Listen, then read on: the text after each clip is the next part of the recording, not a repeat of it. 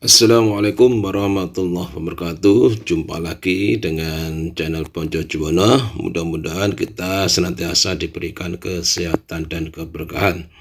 Kali ini saya akan menyampaikan rangkuman materi PPKN kelas 10 semester 2. Sebelum lanjut pembahasannya, dukung channel ini dengan cara like, share, dan subscribe. Baiklah, kita ikuti pembahasannya berikut ini. Bab 5. Integrasi nasional dalam bingkai Bhinneka Tunggal Ika. A. Kebhinnekaan bangsa Indonesia. Kemerdekaan merupakan realitas bangsa yang tidak dapat dipungkiri keberadaannya untuk mendorong terciptanya perdamaian dalam kehidupan bangsa dan negara. Selain semboyan Bhinneka Tunggal Ika, negara kita juga memiliki alat-alat pemersatu bangsa sebagai berikut. 1. Dasar negara Pancasila. 2. Bendera merah putih sebagai bendera kebangsaan. 3. Bahasa Indonesia sebagai bahasa nasional dan bahasa persatuan. 4. Lambang negara burung Garuda. 5. Lagu kebangsaan Indonesia Raya. 6. Lagu-lagu perjuangan. B. Pentingnya konsep integrasi nasional. A. Secara politis, integrasi nasional secara politis berarti penyatuan berbagai kelompok budaya dan sosial dalam kesatuan wilayah nasional yang membentuk suatu identitas nasional. B. Secara antropologis, integrasi nasional secara antropologis berarti proses penyesuaian di antara unsur-unsur kebudayaan yang berbeda sehingga mencapai suatu keserasian fungsi dalam kehidupan masyarakat. Jadi, integrasi nasional bangsa Indonesia berarti hasrat dan kesadaran untuk bersatu sebagai suatu bangsa menjadi satu kesatuan bangsa secara resmi dan direalisasikan dalam satu kesepakatan atau konsensus nasional melalui Sumpah Pemuda pada tanggal 28 Oktober 1928. C. Faktor-faktor pembentuk integrasi nasional. A. Faktor pembentuk integrasi nasional. 1. Adanya rasa senasib dan seperjuangan yang diakibatkan oleh faktor sejarah. 2. Adanya ideologi nasional yang tercermin dalam simbol negara yaitu Garuda Pancasila dan semboyan Bhinneka Tunggal Ika. 3. Adanya tekad serta keinginan untuk bersatu di kalangan bangsa Indonesia seperti yang dinyatakan dalam Sumpah Pemuda. 4. Adanya ancaman dari luar yang menyebabkan munculnya semangat nasionalisme di kalangan bangsa Indonesia. 5. Penggunaan bahasa Indonesia. 6. Adanya semangat persatuan dan kesatuan dalam bangsa, bahasa, dan tanah air Indonesia. 7. Adanya kepribadian dan pandangan hidup kebangsaan yang sama yaitu Pancasila. 8. Adanya jiwa dan semangat gotong royong, solidaritas dan toleransi keagamaan yang kuat. 9. Adanya rasa senasib sepenanggungan akibat penderitaan penjajahan. 10. Adanya rasa cinta tanah air dan mencintai produk dalam negeri. B. Faktor penghambat integrasi nasional meliputi 1. Kurangnya penghargaan terhadap kemajemukan yang bersifat heterogen. 2. Kurangnya toleransi antar golongan. 3. Kurangnya kesadaran dari masyarakat Indonesia terhadap ancaman dan gangguan dari luar. 4. Adanya ketidakpuasan terhadap ketimpangan dan ketidakmerataan hasil-hasil pembangunan. D. Tantangan dalam menjaga keutuhan NKRI. Tantangan di lingkungan internal Indonesia adalah mengawal NKRI agar tetap utuh dan bersatu. Di sisi lain, ancaman terhadap kedaulatan masih berpotensi terutama yang berbentuk konflik perbatasan, pelanggaran wilayah, gangguan keamanan maritim dan dirgantara, gangguan keamanan di wilayah perbatasan berupa pelintas batas secara ilegal, kegiatan penyelundupan senjata dan bahan peledak, masalah separatisme, pengawasan pulau-pulau kecil terluar, ancaman terorisme dalam negeri, dan sebagainya. E. Peran serta warga negara dalam menjaga persatuan dan kesatuan bangsa. Pengertian bela negara, Undang-Undang Dasar Negara Republik Indonesia tahun 1945, Pasal 27 ayat 3 mengamanatkan bahwa setiap warga negara berhak dan wajib ikut serta dalam upaya pembelaan negara. Menurut penjelasan Undang-Undang RI Nomor 3 Tahun 2002 Pasal 9 ayat 1 tentang pertahanan negara, Upaya bela negara adalah sikap dan perilaku warga negara yang dijiwai oleh kecintaannya kepada Negara Kesatuan Republik Indonesia berdasarkan Pancasila dan Undang-Undang Dasar Negara Republik Indonesia tahun 1945 dalam menjamin kelangsungan hidup bangsa dan negara. Sebagai warga negara yang baik, sudah sepantasnya bila kita turut serta dalam bela negara dengan mewaspadai dan mengatasi berbagai macam ancaman, tantangan, hambatan, dan gangguan (ATAG) terhadap Negara Kesatuan Republik Indonesia.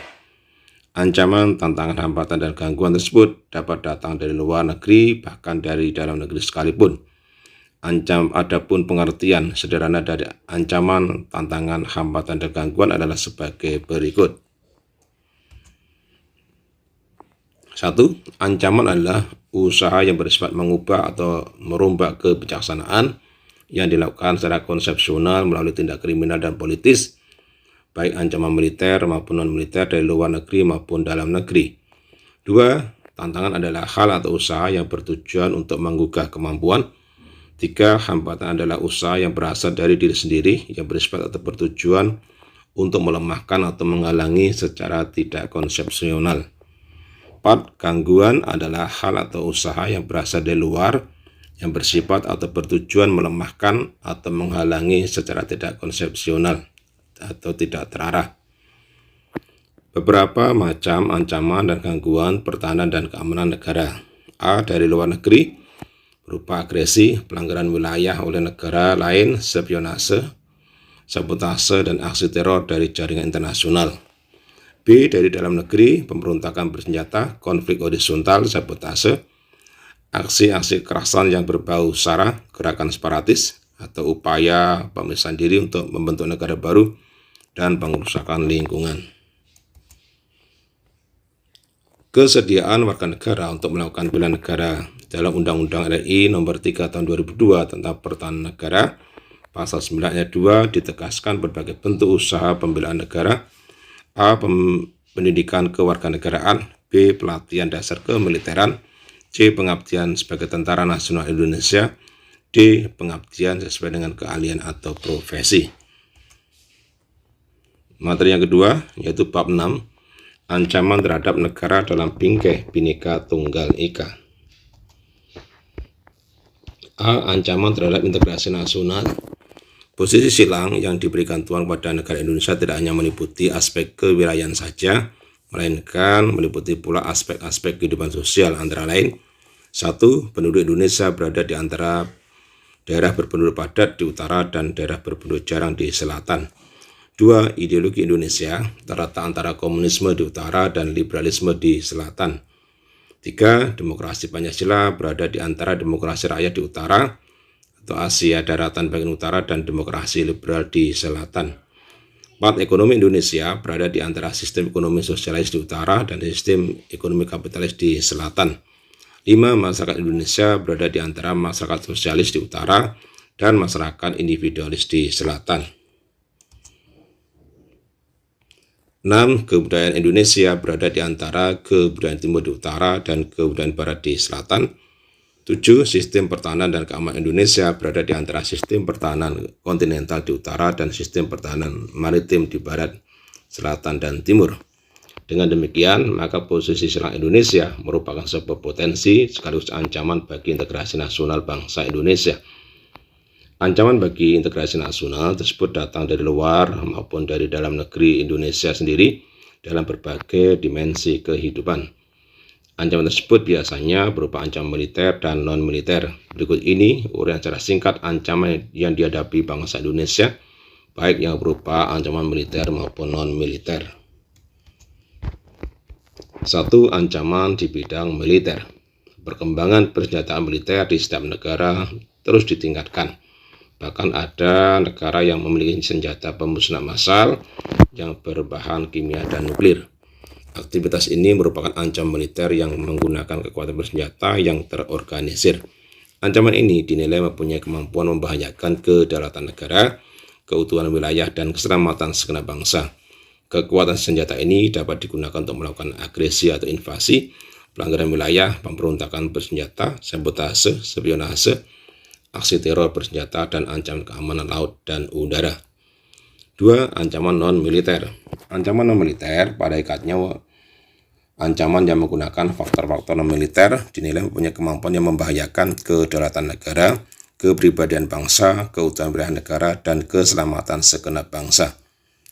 Ancaman non-militer diantaranya dapat berdimensi ideologi, politik, ekonomi, dan sosial budaya.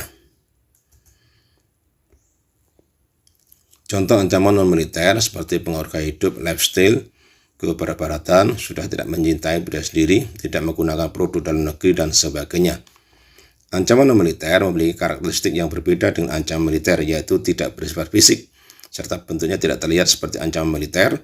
Ancaman non-militer ini berdimensi ideologi, politik, ekonomi, sosial budaya, teknologi, informasi, serta keselamatan umum. B. Ancaman di bidang Ibrahim Ankam. 1. Ancaman di bidang ideologi. Secara umum, Indonesia menolak dengan tegas paham komunis, Zionis, dan liberalisme. 2. Ancaman di bidang politik. Ancaman di bidang politik dapat bersumber dari dalam negeri maupun luar negeri. Dari luar negeri, ancaman di bidang politik dilakukan oleh suatu negara dengan melakukan tekanan politik terhadap Indonesia. Intimidasi, provokasi, atau blokade politik merupakan bentuk ancaman non-militer berdimensi politik yang seringkali digunakan oleh pihak-pihak lain untuk menekan negara lain. Ancaman yang berdimensi politik yang bersumber dari dalam negeri dapat berupa penggunaan kekuatan berupa pengerahan massa untuk menumbangkan suatu pemerintahan yang berkuasa atau menggalang kekuatan politik untuk melemahkan kekuasaan pemerintah termasuk separatisme. 3. Ancaman di bidang ekonomi. Ancaman kedaulatan Indonesia dalam bidang ekonomi diantaranya adalah sebagai berikut. A. Indonesia akan kedatangan oleh barang-barang dari luar dengan adanya perdagangan bebas yang tidak mengenal adanya batas-batas negara. Hal ini mengakibatkan semakin terdesaknya barang-barang lokal terutama yang tradisional karena kalah bersaing dengan barang-barang dari luar negeri.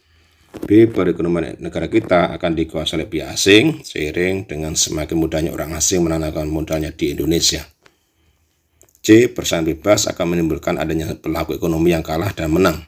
Pihak yang menang secara leluasa memonopoli pasar, sedangkan yang kalah akan menjadi penonton yang senantiasa tertindas. D. Sektor-sektor ekonomi rakyat yang diberikan subsidi semakin berkurang, koperasi semakin sulit berkembang, dan penyerapan tenaga kerja dengan pola padat karya semakin ditinggalkan. E. Memperburuk prospek pertumbuhan ekonomi jangka panjang. Apabila hal-hal yang dinyatakan di atas berlaku dalam suatu negara, maka dalam jangka pendek pertumbuhan ekonominya menjadi tidak stabil. Dalam jangka panjang pertumbuhan ekonomi yang seperti ini akan mengurangi lajunya pertumbuhan ekonomi. 4. Ancaman di bidang sosial budaya. A. Munculnya gaya hidup konsumtif dan selalu mengkonsumsi barang-barang dari luar negeri. B. Munculnya sifat hedonisme, yaitu kenikmatan pribadi dianggap sebagai suatu nilai hidup tertinggi. Hal ini membuat manusia suka memaksakan diri untuk mencapai kepuasan dan kenikmatan pribadinya tersebut, meskipun harus melanggar norma-norma yang berlaku di masyarakat. C. Adanya sikap individualisme, yaitu sikap selalu mementingkan diri sendiri, serta memandang orang lain itu tidak ada dan tidak bermakna. D. Munculnya gejala westernisasi, yaitu gaya hidup yang selalu berorientasi pada budaya barat tanpa diseleksi terlebih dahulu. E. Semakin memudarnya semangat gotong royong, solidaritas, kepedulian, dan kesetiakawanan sosial. F. Semakin lunturnya nilai keagamaan dalam kehidupan bermasyarakat. 5. Ancaman di bidang pertahanan dan keamanan. Seiring dengan berjalan waktu, proses penegakan pertahanan dan keamanan dalam negara kesatuan Republik Indonesia tidak semudah yang dibayangkan atau semudah dalam pembicaraan yang bersifat teoritis semata. Masih adanya masalah teror dan konflik SARA yang terjadi pada suatu wilayah memiliki tujuan yang sama, yaitu tidak ingin bangsa Indonesia hidup damai dan tentram. C. Peran serta masyarakat untuk mengatasi berbagai ancaman dalam membangun integrasi nasional. Peran serta dan kesadaran masyarakat mempunyai makna bahwa individu harus mempunyai sikap dan berlaku diri yang tumbuh dari kemauan diri yang dilandasi keikhlasan, kerelaan bertindak demi kebaikan bangsa dan negara Indonesia untuk mengatasi ancaman dalam membangun integrasi nasional. Peran serta masyarakat untuk mengatasi berbagai macam ancaman dalam membangun integrasi nasional diantaranya adalah sebagai berikut. 1. Tidak membeda-bedakan keberagaman misalnya pada suku, budaya, daerah, dan sebagainya. 2. Menjalankan ibadah sesuai dengan keyakinan dan agama yang dianutnya. 3. Membangun kesadaran akan pentingnya integrasi nasional. 4. Melakukan gotong royong dalam rangka peningkatan kesadaran bermasyarakat, berbangsa, dan bernegara. 5. Menggunakan segala fasilitas umum dengan baik. 6. Mau dan bersedia untuk bekerjasama dengan segala lapisan atau golongan masyarakat. 7. Merawat dan memelihara lingkungan bersama-sama dengan baik. 8. Bersedia memperoleh berbagai macam pelayanan umum secara tertib. 9. Menjaga kelestarian lingkungan dan mencegah terjadinya pencemaran lingkungan. 10. Mengolah dan memanfaatkan kekayaan alam guna meningkatkan kesejahteraan rakyat. 11. Menjaga keamanan wilayah negara dari ancaman yang datang dari luar maupun dari dalam negeri.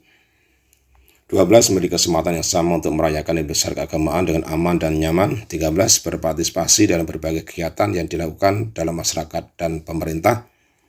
14. Menjaga persatuan dan kesatuan bangsa. 15. Bersedia untuk menjaga keutuhan negara kesatuan Republik Indonesia. Materi yang ketiga yaitu bab 7, wawasan Nusantara dalam konteks negara kesatuan Republik Indonesia. A. Wawasan Nusantara. Pengertian wawasan Nusantara. Banyak pengertian tentang wawasan Nusantara, tetapi ada satu pendapat pengertian wawasan Nusantara yang diusulkan menjadi ketetapan MPR dan dibuat di Lemhanas tahun 1999 sebagai berikut. Wawasan Nusantara adalah cara pandang dan sikap bangsa Indonesia mengenai diri dan lingkungannya yang serba beragam dan bernilai strategis dengan mengutamakan persatuan dan kesatuan bangsa serta kesatuan wilayah dalam menyelenggarakan kehidupan bermasyarakat, berbangsa, dan bernegara untuk mencapai tujuan nasional. Hakikat wawasan Nusantara. Hakikat wawasan Nusantara adalah keutuhan Nusantara dalam pengertian cara pandang yang selalu utuh menyeluruh dan lingkup Nusantara demi kepentingan nasional. Hal tersebut berarti bahwa setiap warga masyarakat dan aparatur negara harus berpikir, bersikap, dan bertindak secara utuh menyeluruh demi kepentingan bangsa dan negara Indonesia. Asas wawasan Nusantara. A. Kepentingan yang sama. Ketika menegakkan dan merebut kemerdekaan, kepentingan bersama bangsa Indonesia adalah menghadapi penjajah secara fisik dari bangsa lain. B. Keadilan. Kesesuaian pembagian hasil dengan adil, jerih payah dan kegiatan baik perorangan, golongan, kelompok maupun daerah. C. Kejujuran. Keberanian berpikir, berkata, dan bertindak sesuai realita. D. Solidaritas. Diperlukan kerjasama memberi dan berkorban bagi orang lain tanpa meninggalkan ciri dan karakter budayanya masing-masing. E. Kerjasama. Adanya koordinasi, saling pengertian yang didasarkan atas kesetaraan sehingga kerja kelompok baik kelompok kecil maupun besar dapat mencapai sinergi yang lebih baik. F. Kesetiaan terhadap kesepakatan bersama untuk mencapai bangsa dan mendirikan negara Indonesia. B. Kedudukan, fungsi, dan tujuan wawasan Nusantara. Kedudukan. Wawasan Nusantara sebagai wawasan nasional bangsa Indonesia merupakan ajaran yang diyakini kebenarannya oleh seluruh rakyat Indonesia agar tidak terjadi penyesatan atau penyimpangan dan upaya mewujudkan cita-cita dan tujuan nasional. Fungsi. Wawasan Nusantara berfungsi sebagai pedoman, motivasi, dorongan secara rambu-rambu dalam menentukan segala kebijaksanaan, keputusan, tindakan, dan perbuatan bagi penyelenggaraan negara di tingkat pusat dan daerah maupun bagi seluruh Indonesia dalam kehidupan bermasyarakat, berbangsa, dan bernegara. Tujuan. Wawasan Nusantara bertujuan mewujudkan nasionalisme yang tinggi di segala aspek kehidupan rakyat Indonesia yang lebih mengutamakan kepentingan nasional daripada kepentingan individu, kelompok, golongan, suku, bangsa, atau daerah. C. Aspek Trigatra dan Pancagatra dalam wawasan Nusantara. Konsepsi wawasan Nusantara merupakan suatu konsep di dalam cara pandang dan pengaturan yang mencakup segenap kehidupan bangsa yang dinamakan Astagatra, yang meliputi aspek alamiah Trigatra dan aspek sosial Pancagatra. Trigatra meliputi posisi dan lokasi geografis negara, keadaan dan kekayaan alam, dan keadaan dan kemampuan penduduk. Pancagatra merupakan aspek sosial kemasyarakatan terdiri dari ideologi, politik, ekonomi, sosial, budaya, dan pertahanan keamanan atau istilah disebut ANKAM. Antara gatra yang satu dengan yang lain terdapat hubungan yang bersifat timbal balik dengan hubungan yang erat yang saling interdependensi, demikian juga antara Trigatra dan Pancagatra. D. Peran serta warga negara mendukung implementasi wawasan Nusantara. Wawasan Nusantara harus dijadikan arahan, pedoman, acuan, dan tuntutan bagi setiap warga negara Indonesia dalam membangun memelihara tuntutan bangsa dan negara kesatuan Republik Indonesia. Karena itu, implementasi atau penerapan wawasan Nusantara harus tercermin pada pola pikir, pola sikap, dan pola tindak yang senantiasa mendahulukan kepentingan bangsa daripada kepentingan pribadi atau golongan. 1. Implementasi wawasan Nusantara dalam kehidupan politik akan menciptakan iklim penyelenggaraan negara yang sehat dan dinamis. Hal tersebut nampak dalam wujud pemerintahan yang kuat, aspiratif, dan terpercaya yang dibangun sebagai penjelmaan kedaulatan rakyat. 2. Implementasi wawasan Nusantara dalam kehidupan ekonomi akan menciptakan tatanan ekonomi yang benar-benar menjamin pemenuhan dan peningkatan kesejahteraan serta kemakmuran rakyat secara merata dan adil. 3. Implementasi wawasan Nusantara dalam kehidupan sosial budaya akan menciptakan sikap batiniah dan lahiriah yang mengakui, menerima, dan menghormati segala bentuk perbedaan atau kebinekaan sebagai kenyataan hidup sekaligus karunia Sang Pencipta. 4. Implementasi wawasan Nusantara dalam kehidupan pertahanan dan keamanan akan menumbuh kembangkan kesadaran cinta tanah air dan bangsa yang lebih lanjut akan membentuk sikap bela negara pada setiap warga negara Indonesia. 5. Pembinaan seluruh aspek kehidupan nasional sebagaimana dijelaskan di atas. Implementasi wawasan Nusantara harus menjadi nilai yang menjiwai segenap peraturan perundang-undangan yang berlaku pada setiap strata di seluruh Indonesia. 6. Untuk itu, agar terketua hati nurani setiap warga negara Indonesia dan sadar bermasyarakat, berbangsa, dan bernegara, diperlukan pendekatan yang dengan program yang teratur, terjadwal, dan terarah. Adapun peran serta dalam penerapan asas-asas wawasan Nusantara dalam tata kehidupan nasional memerlukan kesamaan pola pikir, pola sikap, dan pola tindak dalam seluruh proses penyelenggaraan bermasyarakat, berbangsa, dan bernegara dalam mengisi pembangunan. Peranan siswa dalam mendukung implementasi wawasan Nusantara adalah sebagai berikut diantaranya. 1. Mendukung persatuan bangsa. 2. Berkemanusiaan yang adil dan beradab. 3. Mendukung kerakyatan yang mengutamakan kepentingan bersama di atas kepentingan individu atau golongan. 4. Mendukung upaya untuk mewujudkan suatu keadilan sosial dalam masyarakat.